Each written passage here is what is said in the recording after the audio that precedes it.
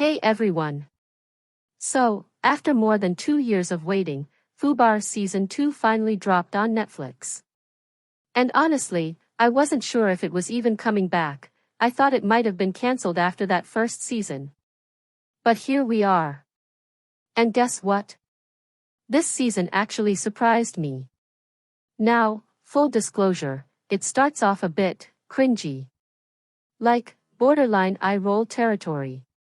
But stick with me, because as the episodes rolled on, the show transformed into something way more engaging. The story actually got interesting, and the ending? Oh, it definitely sets us up for a Season 3 tease. So, does this mean Fubar is here to stay? Let's break down that ending and dive into the season as a whole. Alright, here's the gist of Season 2. The big bad is this mysterious criminal mastermind named Dante Cress.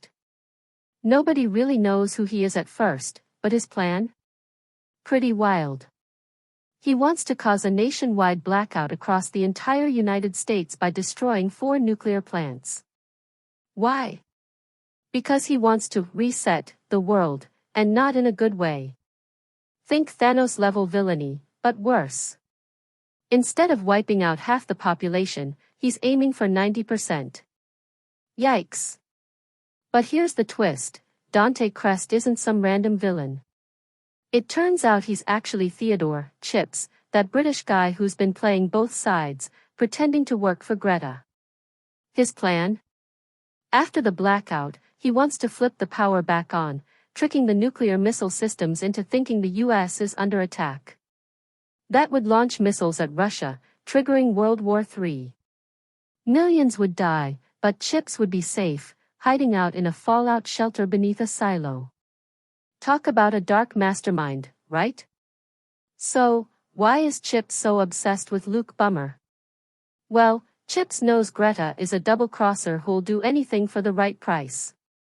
And since Greta's got a soft spot for Luke, Chips uses that to get close and access the nuclear launch codes set up back in the Y2K days. It's like a twisted game of chess, with the fate of the world hanging in the balance. But here's where it gets intense. Greta, despite her shady past, chooses to do the right thing. She sacrifices herself to manually shut down the missile launch by going into the missile's second compartment. And guess what? She survives thanks to some expanding foam they used earlier. It's impact-resistant and saved her life. Meanwhile, Emma escapes Chips by getting into a heat-proof chamber, which means Chips ends up incinerated by his own fiery missile plan. Karma, anyone? Now, what's driving Chips? Turns out, he's got a seriously messed up past. His father, someone he once idolized, tried to kill him during a mission involving a political cover-up. Chips fought back and ended up killing his own dad. No wonder he's so bitter. He says his plan isn't for country or crown, it's all for nothing. He's basically out for himself, fueled by resentment. Meanwhile, Emma's storyline is pretty compelling this season. She's grinding to get into Unit 9, the CIA's top-tier, elite unit. She wants to live up to her father's legacy, but by the end, she realizes something important. It's not about chasing her dad's shadow or just the mission. It's about the people she works with, the team she cares about.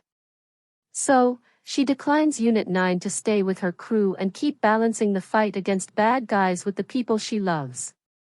That's growth right there. Oh, and there's a juicy subplot with Tina, the double-crossing agent who's actually a triple agent. She's feeding false info to the Russians, which means Aldon, Barry, and the Great Dane now have to plan a risky rescue mission to save her from Russia. Looks like Season 3 might be all about breaking into Russia to get Tina out. Exciting stuff. As for Luke, he finally retires and plans to sail away with Tally. So, does that mean Arnold Schwarzenegger's done with the show? Or maybe Season 3 won't happen? Who knows? A lot of storylines wrapped up here, so it wouldn't be shocking if this was the end.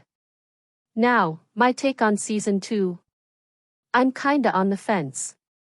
Like I said, it started rough. That first episode was pure cringe. But as I kept watching, I found myself laughing out loud at some of the jokes, especially thanks to Chips. And weirdly enough, I got attached to Aldon's pig, Ham's take. Don't ask me why, but that pig stole the show. That said, some parts felt recycled, kind of like a mashup of The Night Agent and other Netflix spy thrillers. And Tally? Ugh, her character frustrated me. Her delivery was so flat, and she mostly just whined. Definitely one of the weaker links.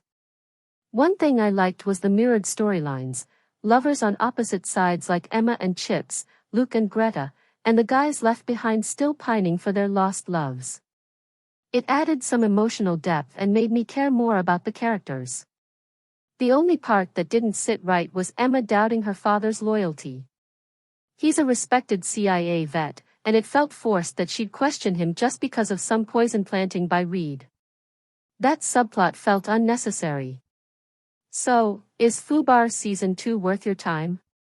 It's not as polished or intense as The Night Agent or Treason, but if you want a fun, over-the-top weekend binge with plenty of Arnold Easter eggs, like, I'll be back, James Cameron nods, and Total Recall references, this is your show. It's ridiculous, sometimes cringy, but also kinda gripping. Perfect if you want a break from reality. Alright, that's my breakdown of Fubar Season 2 and the ending explained.